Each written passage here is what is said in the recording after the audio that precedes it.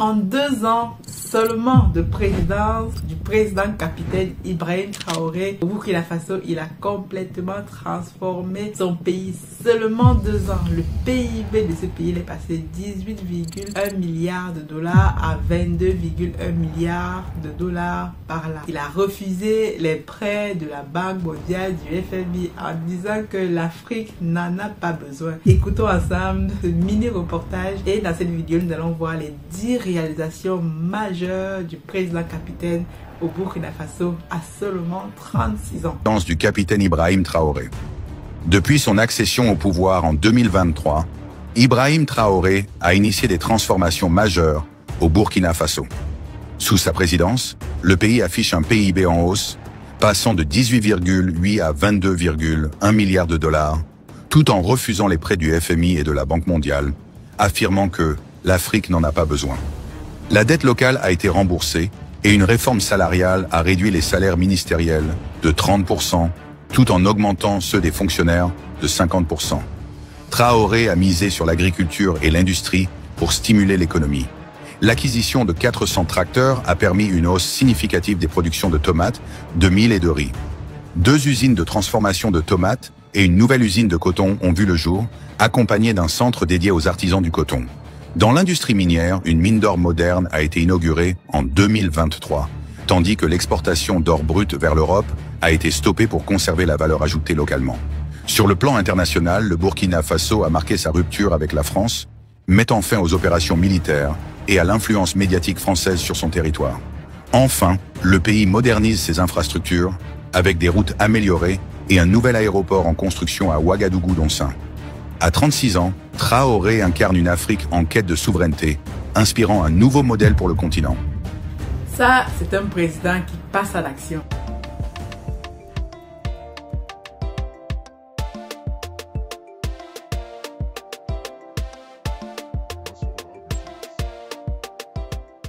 Bienvenue sur Masora Business. Si tu me découvres, dans cette vidéo, je m'appelle Aniel Cruzel. Je suis ingénieur logiciel, entrepreneur, auteur d'un livre intitulé Investir en Afrique dans la pisciculture. Je milite depuis quelques années déjà, 4 ans et demi principalement avec notre entreprise Africa Food Industries dans l'autosuffisance alimentaire en Afrique. Nous avons commencé par le Cameroun. Nous avons nos sites piscicoles au Cameroun. Nous produisons du poisson localement. Notre but est de produire et surtout de transformer du poisson en Afrique. Alors, si cette thématique t'intéresse, tu es au bon endroit, tu t'abonnes, tu likes et surtout tu partages ce contenu. Dans cette vidéo, nous allons donc reparler des différentes réalisations du président capitaine. Avant de basculer dans le sujet, je t'invite déjà à aller en barre de description, découvre tous nos liens. Si tu souhaites te former avec nous, rejoins notre groupe Telegram pour te documenter sur le sujet. Le 8 février, je serai à Paris pour le forum des RIPAD. RIPAD, c'est un forum organisé par le club Efficience pour justement promouvoir l'investissement au pays. Donc, je serai là en tant que panéliste. Si tu es dans les parages, je serai très intéressée d'échanger avec toi sur ce domaine. On va maintenant voir les réalisations du président capitaine. Dans cette mini vidéo, on le sait déjà, on l'a vu dans la dernière vidéo, il avait remboursé en tout cas la dette intérieure de son pays en nouant des alliances stratégiques avec la Chine, la Russie, etc. Il a également fait majeur pour réussir à commencer des réformes structurelles dans son pays. Il a réduit le salaire à 30% et il a augmenté le salaire des fonctionnaires à 50%. Il a demandé aux personnes de contribuer à l'effort national pour à la fois équiper son armée, investir dans des projets structurants, etc. En termes de mines, il a privatisé ces mines. Il a même construit, on a vu, il a inauguré une usine d'extraction et de transformation des mines d'or, des réalisations extrêmement importante pour un pays qui veut se développer. On l'a vu dans la vidéo, le PIB du pays a complètement augmenté en seulement 2 ans. Imaginez si ce monsieur est là au pouvoir pendant même 10 ans, 40 ans comme la majorité de nos présidents. Franchement, le Burkina Faso va devenir un Dubaï où on n'aura rien à envier aux autres puissances occidentales. Dans cette vidéo, je voulais qu'on revienne sur 10 réalisations majeures du président capitaine. Franchement, c'est très intéressant. Lorsque je préparais cette vidéo, je suis allée regarder qu'est-ce qu'il a fait, etc. Et je me suis dit, c'est important qu'on puisse aussi noter ce que ce président fait pour son pays, comment il est en train de reformer son pays tout de fond en comble. D'ailleurs, il avait annoncé dans son discours lors de ses vœux à la nation le 31 décembre. Première réalisation très importante, la promotion de l'agriculture moderne. Dans la vidéo, au début, il est dit qu'il a inauguré une usine de transformation de tomates et même de coton. Généralement, nous en Afrique, on est là, on a des tomates, on a, lui l'a dit, il y a l'eau, il y a le soleil, tout pousse en Afrique. Alors, inviter les investisseurs à venir investir dans son pays. Il est en train de créer un climat favorable. Donc, le gouvernement a investi massivement dans des équipements modernes, introduit des techniques agricoles avancées et facilité l'accès au crédit des agriculteurs. Ce qui nous manque souvent dans nos pays. Nous, on fait la pisciculture pour aller chercher le crédit. Les subventions, c'est la croix et la bannière. Alors que tu es en train de résoudre un problème majeur sur le pays, sur le continent. D'ailleurs, on devrait même nous courir derrière pour nous subventionner. Mais bon, c'est vraiment désespérant. Bon, mais toujours est-il que nous sommes là. Et lorsque peut-être un jour il y aura subvention, nous serons déjà en place. Donc, le point n'est pas de dire que ça ne marche pas, mais il faut être prêt. Le moment venu, on va voir les personnes qui étaient prêtes sur le terrain et c'est souvent à eux que les subventions y vont. Donc ne vous découragez pas si comme moi vous n'obtenez pas les subventions de le pays.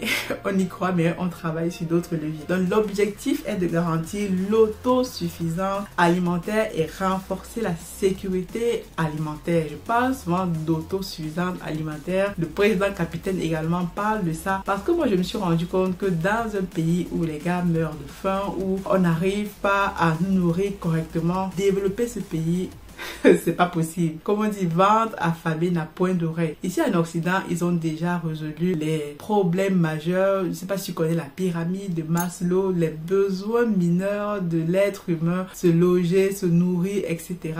sont déjà résolus. Alors maintenant les gars peuvent aller réfléchir sur comment aller sur Mars, comment développer l'IA, comment développer ICZ. Nous ne sommes même pas encore à ce niveau-là.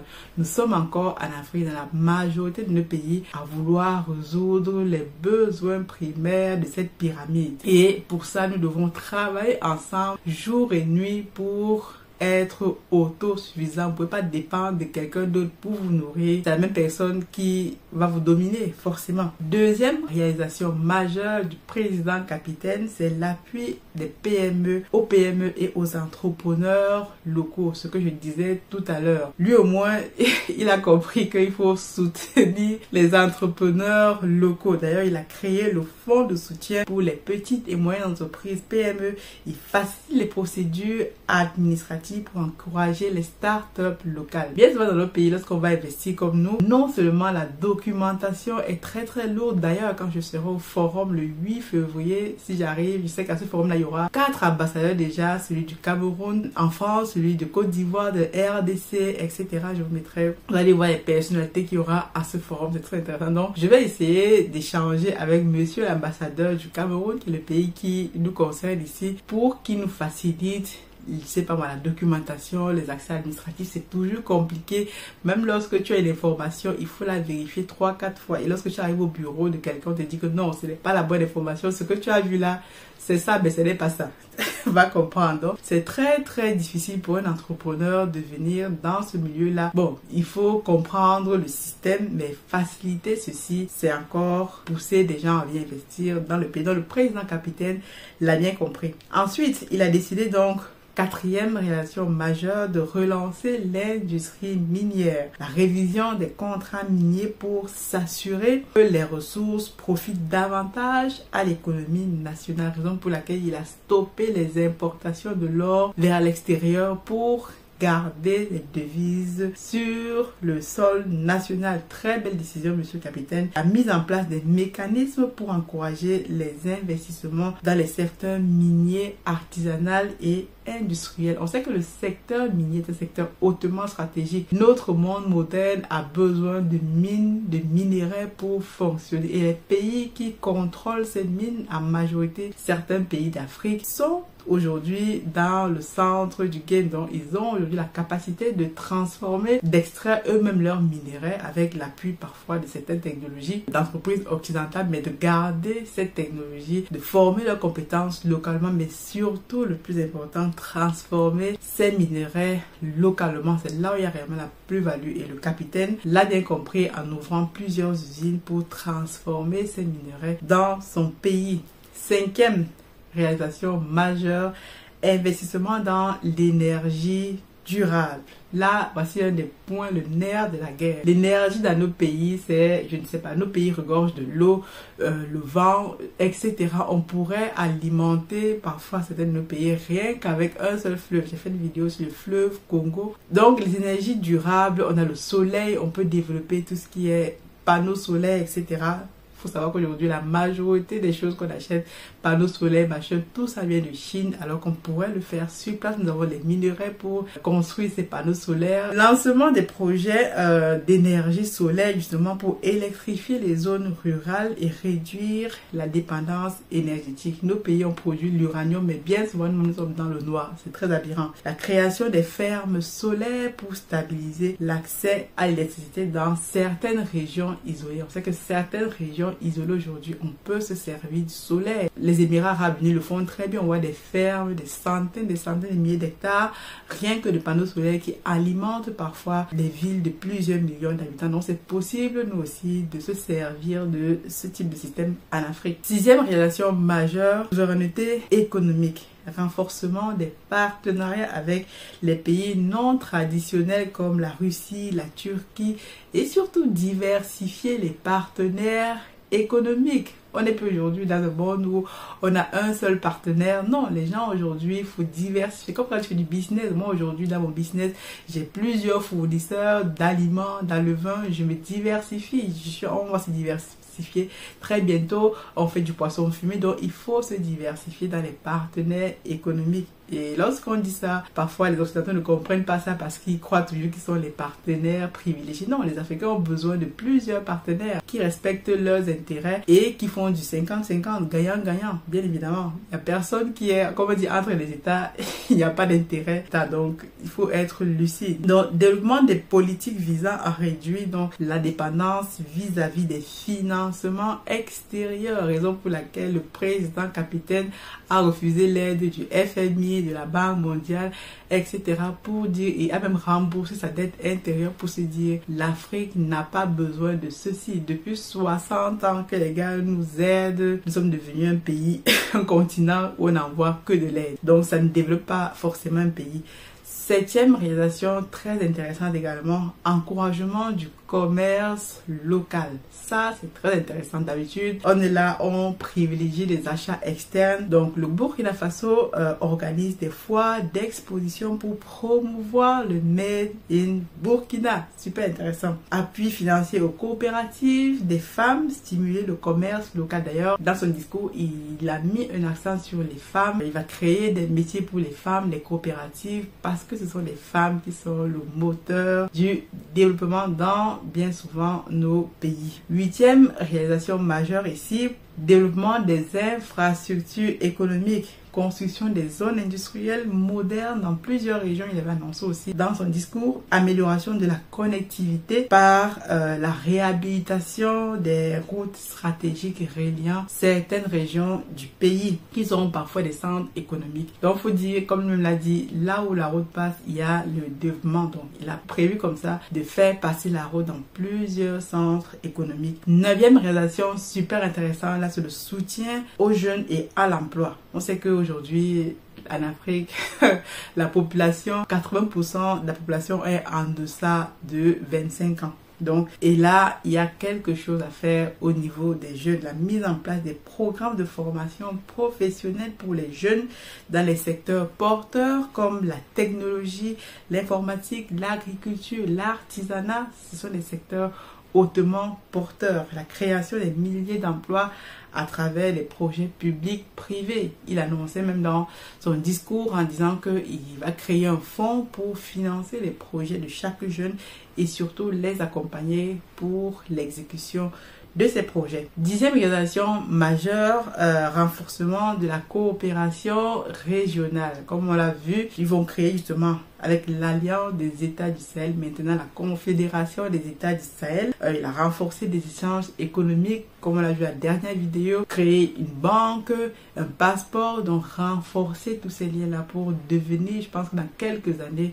ils vont devenir l'une des premières puissances en Afrique, ces 3 pays réunis, et peut-être même que d'autres pays vont les rejoindre, peut-être le Tchad, le Togo, le Bénin, qui sait, ça va motiver beaucoup de pays à les rejoindre. Donc, ils favorisent donc comme ça le développement collectif et pour réduire les tensions économiques régionales. Donc, voici 10 réalisations majeures du président capitaine. On pourrait passer une journée à lister ce qu'il a fait en seulement 2 ans. Vraiment, j'ai hâte de voir ce qu'il va faire dans 5 ans. Et le Burkina Faso a la chance d'avoir ce leader, 36 ans seulement. Franchement, certains le disaient, c'est peut-être la réincarnation du Thomas Sankara.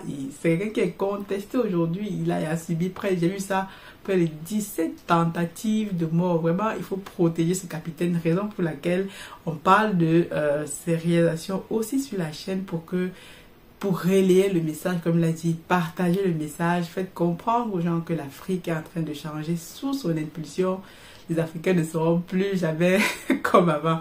En tout cas, la patrie ou la mort, nous vaincrons. On se retrouve à la prochaine vidéo. God bless.